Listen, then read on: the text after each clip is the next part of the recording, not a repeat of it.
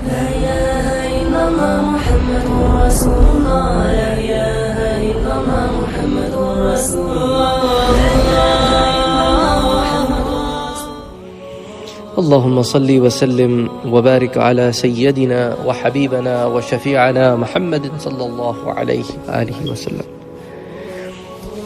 آج جس روایت کا میں آپ کے سامنے ذکر کروں گا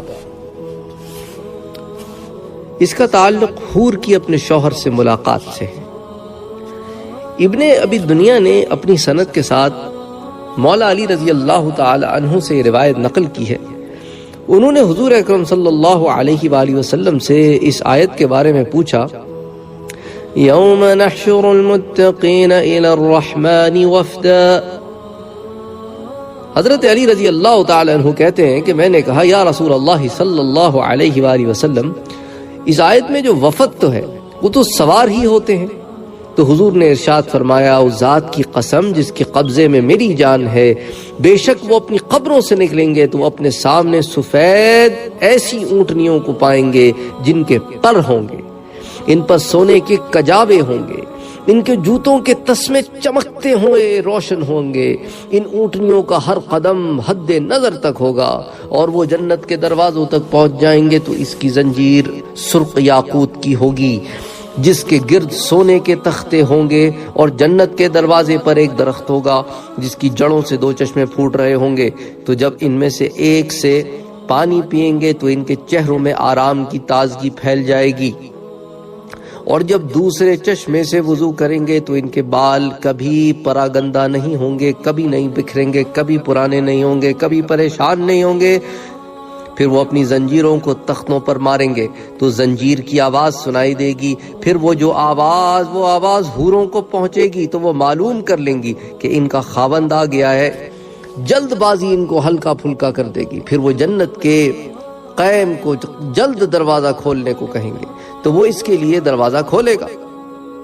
پس اگر اللہ تعالیٰ نے اپنی پہچان اس کو نہ کرائی ہوتی تو یہ آدمی اس قائم کو دیکھ کر سجدے میں گر جاتا، جبکہ وہ اس کی چمک اور روشنی دیکھے گا، پھر وہ کہے گا میں تیرے قائم ہوں، مجھے تیرے ہی لیے مقرر کیا گیا ہے، پھر وہ اس کے پیچھے پیچھے چلتا ہوا اپنی بیوی کے پاس پہنچ جائے گا تو وہ جلدی سے اٹھے گی اور خیمے سے نکل کر اس سے بغل گیر ہوگی اور کہے گی تو میری محبت ہے اور میں تیری محبت ہوں۔ اللہ اکبر، اللہ اکبر، اللہ اکبر۔ تو یہ جملہ تو نوجوان خاص طور پہ سنیں جو غیر شرعی اور گناہوں والی محبتیں ڈھونڈتے پھرتے ہیں اور چاہتے ہیں کہ پھر اس کے منہ سے یہ الفاظ سنیں۔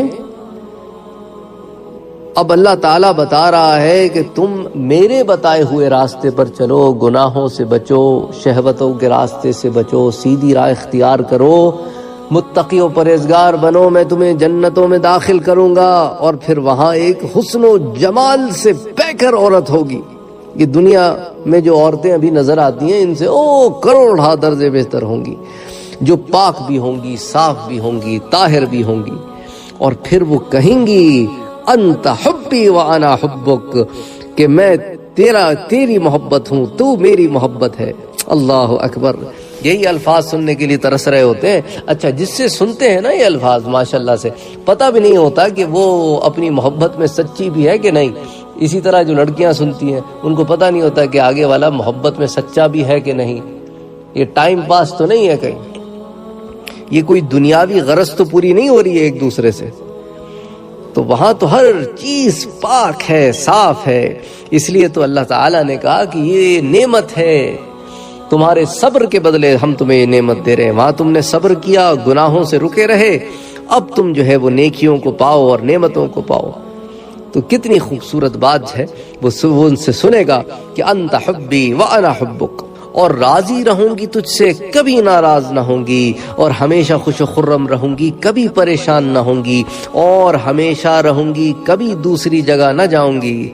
پھر وہ اپنے مکان میں داخل ہوگا، اس کی بنیاد سے لے کر چھت تک 100 ذراع کا فاصلہ ہوگا، جو موتیوں اور یاقوت کی چٹانوں سے تعمیر کیا گیا ہوگا۔ اس کے کچھ پتھر سرخ ہوں گے اور کچھ سبز اور کچھ زرد، ان میں سے کوئی پتھر دوسرے سے ملتا نہ ہوگا۔ پھر وہ آراستہ تخت کے پاس آئے گا تو تخت پر تخت ہوں گے، ان پر کئی بستر ہوں گے، ان بستروں پر بیویاں ہوں گی اور ہر بیوی پر کئی جوڑے لباس کے ہوں گے. اس کے باوجود اس کے حسن و جمال کا عالم یہ ہوگا کہ ان کپڑوں میں سے بھی اس کی پنڈلی کی ہڈی کے اندر سے گودا دکھائی دے. ایسی حسن و جمال کا پیکر ہوگی. رات بھر کے اندر میں وہ ان سب سے اپنی خواہش پوری کرتا رہے. دنیا میں تو دو کے پاس بھی چلا جائے ایک رات میں تو بڑی بات ہے کہ دونوں کے پاس بھی جائے اور دونوں بھی اس سے بالکل خوش ہوں اور وہ بھی ان سے بالکل خوش ہو. تو وہاں تو کئی ہیں اور کئیوں کے پاس جا رہا ہے اور سب کی خواہش پوری کر رہا ہے اور اپنی خواہش بھی پوری ہو رہی ہے. یہ تو اللہ کا کرم ہے کہ وہاں تھکن نہیں ہے، وہاں کسی قسم کی تھکان نہیں ہے، کوئی غلاظت نہیں ہے، کوئی نطفہ نہیں ہے، کوئی منی نہیں ہے، لیکن پھر بھی خواہش پوری ہوگی. سبحان اللہ سبحان اللہ. یہ حدیث جو ہے الحادی الارواح میں صفحہ نمبر 198 پر آتی ہے. اسی طرح ایک اور روایت بھی آتی ہے، اس کو ابن ابی الدنیا نے روایت کیا ہے. اسی طرح الترغیب و ترہیب میں امام منذری بھی لے کر آئے ہیں، جلد نمبر 4 صفحہ نمبر 304 پر. حضرت عبداللہ ابن عمر رضی اللہ تعالی عنہ کی ایک طویل روایت ہے جس میں ایک ادنا درجے کے جنتی کا جنت میں داخل ہونے کا ذکر ہے. اس کے اخیر میں فرماتے ہیں کہ جب وہ جنتی اپنی دارالسلطنت کی انتہا کو پہنچے گا تو اس کے خادم اس کے لیے کھانا لائیں گے، پانی پلائیں گے، جس سے جب وہ خوب شکم سیر ہوگا تو وہ خادم کہیں گے اب اس کو اپنی بیویوں سے ملاقات کرنے دو، تو وہ خدام چلے جائیں گے. اتنے میں اس جنتی کی نگاہ ایک خوبصورت عورت پر پڑے گی جو کہ ایک تخت پر بیٹھی ہوئی ہوگی، جس نے کئی پوشاکیں پہن رکھی ہوں گی اور ہر پوشاک کا رنگ دوسرے سے مختلف ہوگا. جنتی کو اس کی پنڈلی کا گودا اس کے گوشت اور خون اور ہڈی اور کپڑے کے اوپر سے نظر آئے گا. تو یہ جنتی اس کو دیکھتے ہی کہے گا اے تو کون ہے؟ وہ کہے گی میں ان حوروں میں سے ہوں جو تیرے لیے پوشیدہ رکھی ہیں. اللہ اکبر اللہ اکبر اللہ اکبر. تو اب آپ دیکھیں نا جنت میں وہ لوگ کہتے ہیں کہ بھئی جنت میں پھر کیا ہوگا. اب جنت میں جو ہے نا تمہارے سرپرائزز نہیں ختم ہوں گے. اللہ تعالیٰ تمہیں سرپرائزز دیتے رہیں گے اور تم ہر تھوڑی دیر کے بعد ایک دم خوش چوکھنے ہو جاؤ گے. سرپرائز آئے گا. وہ کہتی ہے کہ بھئی میں کون ہوں؟ پتہ ہے میں وہ ہوں جو تیرے لیے چھپا کے رکھی گئی تھی، ابھی تک میں پوشیدہ رکھی گئی تھی. یہ جنتی اس کی طرف متوجہ ہوگا تو اس کو دیکھتے دیکھتے کئی سال گزر جائیں گے کہ کیا حسن و جمال کا پیکر ہے. پھر اس کے بعد جب اس کی نگاہ ایک اور کمرے میں پڑے گی تو وہاں پہلی عورت سے بھی زیادہ ایک خوبصورت عورت ہوگی. تو وہ عورت اس سے کہے گی کہ بھئی تو پہلی عورت میں اتنا مصروف تھا تو ہم میں کیا تیرا حصہ نہیں ہے؟ ہمارے پاس تو آیا ہی نہیں. تو یہ جنتی پھر اس کی طرف 40 سال بڑھتا رہے گا، نگاہ تک بھی اس سے نہ ہٹے گی. سبحان اللہ.